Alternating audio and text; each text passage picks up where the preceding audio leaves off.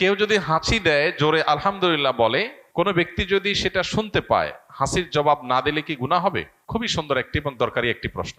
ইসলাম আমাদেরকে অত্যন্ত দারুণ শিষ্টাচার শিখিয়েছে এবং সামাজিক এবং পরম সৌজন্যতা বোধ সম্পন্ন মানুষ হতে শিখিয়েছে। অন্য কোনো সমাজে, অন্য কোনো সভ্যতা ইসলামের মতো এত বেশি আপনাকে সৌজন্যতা বোধ সম্পন্ন মানুষ হতে শেখায়নি। যেমন কেউ যদি আপনাকে সালাম দেয়, আসসালামু আলাইকুম ওয়া রাহমাতুল্লাহ, আল্লাহ বলেছেন ওয়াইদা হুয়্যিতুম বিতাহিয়্যাতিন ফাহাইয়ু বিআহসানা মিনহা আও রুদ্দুহা। তোমাদেরকে কেউ যদি কোনো ভাষায় অভিবাদন জানায়, সালাম জানায়, তাহলে তুমি সে যতটুকু দিয়ে তোমাকে অভিবাদন দিয়েছে, সৌজন্যতা ভদ্রতার খাতিরে তিনি তোমাকে সালাম দিয়ে দোয়া করেছে, তুমি চুপচাপ থাকতে পারো না, তোমাকেও জবাব দিতে হবে পাল্টা। এবং সেটা তিনি যা বলে দিয়েছেন কমপক্ষে অতটুকু, বরং তার চাইতে বেশি, তার চাইতে বেশি দেওয়া উচিত, না হলে কমপক্ষে যতটুকু বলেছে ততটুকু। কেউ যদি বলে আসসালামু আলাইকুম ওয়া রাহমাতুল্লাহ, তুমি চুপ থাকলা, তুমি গুনাহগার হবে। কেউ যদি আসসালামু আলাইকুম ওয়া রাহমাতুল্লাহ বলার পর জবাবে যদি আপনি বলেন ওয়া আলাইকুম আসসালাম, শুধু কমায় বলেন, তাহলে আপনি গুনাহগার হবেন। তিনি যতটুকু বলেছেন কমপক্ষে ততটুকু বলতে হবে, পারলে বাড়িয়ে বলবেন। তিনি আসসালামু আলাইকুম বললে আপনি বলবেন ওয়া আলাইকুম আসসালাম ওয়া রাহমাতুল্লাহ। তিনি যদি বলেন আসসালামু আলাইকুম ওয়া রাহমাতুল্লাহ, তাহলে আপনি বলবেন কি ওয়া আলাইকুম আসসালাম ওয়া রাহমাতুল্লাহি ওয়া বারাকাতুহু। অনেক ইমামদের মতে এরপরে মাগফিরাত ইত্যাদিও যুক্ত করা যায়। আলবানী রাহিমাহুল্লাহ এরকম একটা কথা বলেছেন, যদিও বিশুদ্ধ মত অনুযায়ী অবারাকাতুহু শেষ, এতটুকু। যদি কি অবারাকাতুহু বলে তো আপনি অতটুকুই বলবেন। এটা হলো সৌজন্যতার শিক্ষা, যে আপনাকে একজন সালাম দিল, অনেক লোক আছে অহংকারী, সালামের জবাব শুনে মাথা ডুলায়, দুইটা ঠোঁট নাড়ালে হয়ে যায়, সেখানে আস্ত মাথা নাড়াচ্ছে। কোনো যুক্তি আছে? যে কাজ দুই ঠোঁটে করা যায় সেটার জন্য সে কি করতেছে? পুরো মাথা নাড়াচ্ছে। অনেকে মাথাও নাড়ায় না অহংকারের কারণে, এটা গুনাহ। সালাম দেওয়া কিন্তু ওয়াজিব না, কিন্তু সালামের জবাব দেওয়া ওয়াজিব। এবং জবাব মনে মনে দিলে হবে না, শোনায় দিতে হবে, কারণ শোনায় না দিলে লোকটা মনে কষ্ট পাবে। শোনায় না দিলে লোকটা মনে করবে আমি সালাম দিলাম, আমাকে ইগনোর করলো। তো আপনাকে এই সৌজন্যতা ইসলাম শিখিয়েছে। ঠিক একই ভাবে কেউ যদি হাঁচি দেয়, এখন বিজ্ঞান গবেষণা করে বের করেছে, বহু বৈজ্ঞানিক গবেষণা আপনার অনলাইনে খুঁজলে পাবো, যে মানুষ যে হাঁচি দেয়, এই হাঁচিটা মানুষের স্বাস্থ্যের জন্য ভালো। হ্যাঁ, অনবরত ঠান্ডার কারণে হাঁচি সেটা তো অসুস্থতা, কিন্তু স্বাভাবিক যে হাঁচি, মাঝে মধ্যে হাঁচি হওয়া, এটা মানুষের স্বাস্থ্যের জন্য ভালো। হাঁচির ফলে মানুষের শরীর নির্ভর হয়ে যায়, নানান দিক থেকে মানুষের উপকারিতার পেছনে আছে, বিভিন্ন বৈজ্ঞানিক গবেষণা আছে, অনলাইনে বহু আর্টিকেল খুঁজে পাবেন। তো এই হাঁচি যে মানুষের জন্য ভালো এবং উপকারী একটা বিষয়, এই জিনিসটা তো আমরা জানতাম না। নবী সাল্লাল্লাহু আলাইহি সাল্লামের একটা হাদিস আছে, ফাইন্না শাইতানা ইয়াবিতু ফি খাইশুমি আহাদিকুম, মানুষের নাকের যে বাঁশি উপরের অংশ, এখানে শয়তান বসবাস করে, লুকায় থাকে, মানুষের শরীরকে প্রভাবিত করে, তাকে খারাপ দিকে ডাইভার্ট করে। তো হাঁচির পর মানুষ শারীরিকভাবে যেমন সুবিধা পায়, স্পিরিচুয়ালি মানুষ উপকার হয়। এই জন্য সে আল্লাহর কাছে শুকরিয়া জানিয়ে বলবে আলহামদুলিল্লাহ। হাঁচি আসলে কি বলবে? আলহামদুলিল্লাহ, আল্লাহর প্রশংসা করবে, কারণ এটা তার জন্য পজিটিভ ভালো একটা জিনিস হয়েছে। যখন কেউ হাঁচি আসার কারণে আলহামদুলিল্লাহ বলল, তখন যিনি হাঁচি শুনতে পেয়েছেন বা হাঁচির দাতার আলহামদুলিল্লাহ শুনতে পেয়েছেন, তার উপরে আবশ্যক হয়ে যায় জবাব দেওয়া।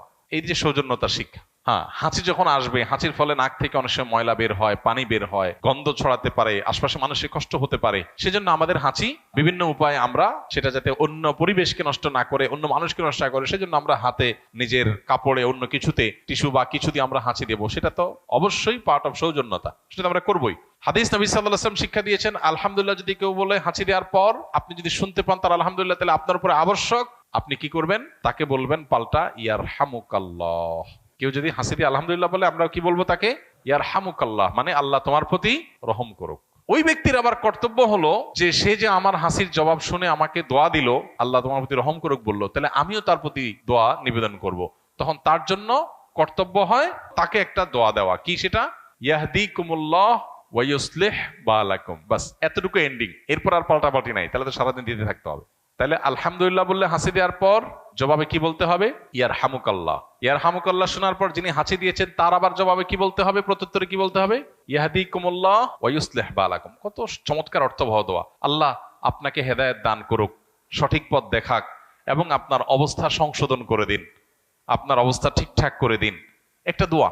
আমরা তো কত কথাই বলি, আজকাল দেখবেন একজন আরেকজনের দেখা হলে একটু বেশি আধুনিক হয়ে যাচ্ছি, তো আমরা দিন থেকে সরে যাচ্ছি, এটার নাম দিয়েছে আধুনিকতা। তো দেখা হলে বলে হাই হাই বাই করলে কি হবে? আসসালামু আলাইকুম বললে আপনার প্রতি শান্তি বর্ষিত হোক, আমি একটা দোয়া করলাম, আমি দোয়া করার মধ্য দিয়ে তার প্রতি কল্যাণ কামনা করলাম। সমাজের সবাই সবার কল্যাণ কামনা করলে সমাজটাই তো জান্নাতে পরিণত হয়ে যাবে। হাই ভাই হাই ফাই বললে কি লাভ হবে? তো ইসলাম আমাদেরকে যে শিষ্টাচার শিখিয়েছে, এর চেয়ে যৌক্তিক কোনো শিষ্টাচার নাই। এই জন্য হাঁচির জবাব শুনে আমরা ইয়ারহামুকাল্লাহ বলবো, এটা অনেকে জানি না।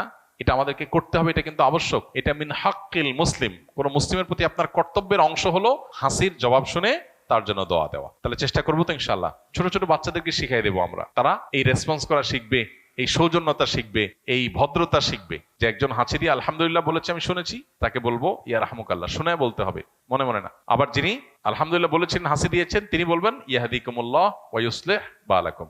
এই একটা সুন্নাত আমাদের সমাজ থেকে হারিয়ে গেছে, আমরা অনেকে জানিও না। এটা বিস্তার করবো তো ইনশাআল্লাহ। এটা আমি অফিসে থাকাকালীন সময়ে কাউকে না পেয়ে একা একা ফরজ সালাত পড়ার সময় হঠাৎ করে দেখা যায় একাধিক লোক এসে জামাতে ফরজ সালাত শুরু করে। সেই সময় আমি কি একাকী নামাজ ছেড়ে দিয়ে জামাতে শরীক হব, নাকি একা একা পড়বো? আমাদের লক্ষ্য রাখতে হবে যে কেউ যদি আমাদেরকে, আমরা একা একা জামাতে দাঁড়ানোর পর দেখি জামাত শুরু হয়েছে, নিজের নামাজ ছেড়ে ওই জামাতে শামিল হওয়ার সুযোগ নাই। কারণ আল্লাহ তাআলা বলেছেন লা তুবতিলু আমালাকুম, তোমরা তোমাদের আমলকে বাতিল করে দিও না, তোমাদের আমলকে বাতিল করে দিও না, এটা আল্লাহ তাআলা আমাদেরকে বলেছেন। অতএব এটা আমাদেরকে মাথায় রাখতে হবে। এখন আমরা যদি কেউ মনে করি যে না আমি একা শুরু করছি, এখন জামাতে পড়লে তো 27 গুণ সওয়াব হবে, সেটাতে আমি যদি যাই তাহলে সেক্ষেত্রে আমার নামাজটা ভাঙতে হবে। নামাজ ভাঙা এটা ভালো কিছু না। হ্যাঁ, মানুষ নামাজ ভাঙতে পারে নিরুপায় হয়ে, কোনো বিপদ হয়েছে, কোনো বিশেষ কারণে নামাজ ভাঙতে হয়েছে, অজু ভাঙছে সেজন্য ভাঙতে হয়েছে, এটা ভিন্ন কথা। কিন্তু আপনি অতিরিক্ত সওয়াবের জন্য এটা করতে পারেন না। আপনার দাঁড়ানোর আগেই চিন্তা করা দরকার ছিল যে আশপাশে জামাতের কোনো ব্যবস্থা আছে কিনা, সেই জিনিসটা আমাদেরকে লক্ষ্য রাখতে হবে। আল্লাহ আমাদেরকে বোঝার তৌফিক দান করুন। এমন কোনো দোয়া আছে কিনা যা পড়ে সন্তানের মাথায় ফু দিলে জ্ঞান বুদ্ধি বৃদ্ধি পাবে? সন্তানের জ্ঞান বুদ্ধি বৃদ্ধি পাওয়ার জন্য প্রথমত বাবা মা আল্লাহ সুবহানাহু ওয়া তাআলার কাছেই তাদের জন্য দোয়া করবে আর তাদেরকে দোয়া শিখাবে। নবী করিম সাল্লাল্লাহু আলাইহি সাল্লাম প্রতিদিন সকালে এবং সন্ধ্যায় দোয়া পড়তেন, বিভিন্ন রকমের দোয়া পড়তেন। সকালে একটা দোয়া তিনি পড়তেন, আল্লাহুম্মা ইন্নী আসআলুকা ইলমান নাফিআ, আল্লাহ আপনার কাছে উপকারী জ্ঞান চাই, উপকারী জ্ঞান চাই। উপকারী জ্ঞান বুদ্ধি যেন আমাদের বাড়ে, সেই জন্য আমরা প্রত্যেকে যার যার জন্য দোয়া করবো। বাচ্চাকে দোয়া শিখাই দেন, আপনি দোয়া পড়ে ফু না দিয়ে বাচ্চাকে শিখান তুমি আল্লাহর কাছে উপকারী জ্ঞান চাও, আল্লাহ তাকে উপকারী জ্ঞান দেবে ইনশাআল্লাহ।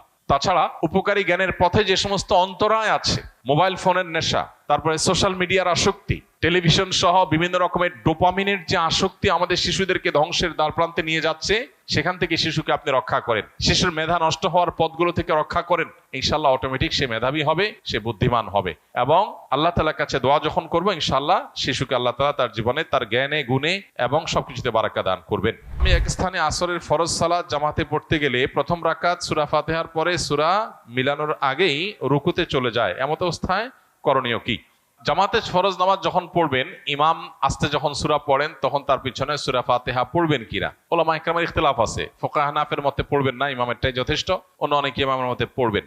এখন অন্যান্য ইমামদের, বিশেষ করে অনেক ইমামদের মতে নীরবে কেরাত হলে আপনি শুনতে পান না তখন পড়বেন, সরবে কেরাত হলে মাগরিবে ফজরে আপনি শুনবেন। দুই তিনটা বড় বড় মাশহুর মত আছে, প্রসিদ্ধ মত আছে। এর মধ্যে আপনি যদি এই মত অনুযায়ী আমল করেন, যেটা আপনি বলেছেন যে আপনি সূরা পড়েন, তো সূরা ফাতিহা শেষে আপনি রুকুতে চলে যাবেন। আলাদা সূরা মেলানোর জন্য দাঁড়িয়ে অপেক্ষা করবেন না। রুকুতে ইমাম সাহেব যদি চলে যায় আপনি দেরি করবেন। আর যদি আপনি সামান্য অল্প একটু বাকি থাকে, এক আয়াত বাকি থাকে, দুই আয়াত বাকি থাকে, পড়ে আপনি চলে যেতে পারেন, ইমামকে রুকুতে পাবেন, তাহলে সেটা করতে পারেন। কিন্তু খুব বেশি বিলম্ব যদি করেন যে ইমাম উঠে যায় রুকু থেকে, তাহলে সেটা জায়েজ হবে না।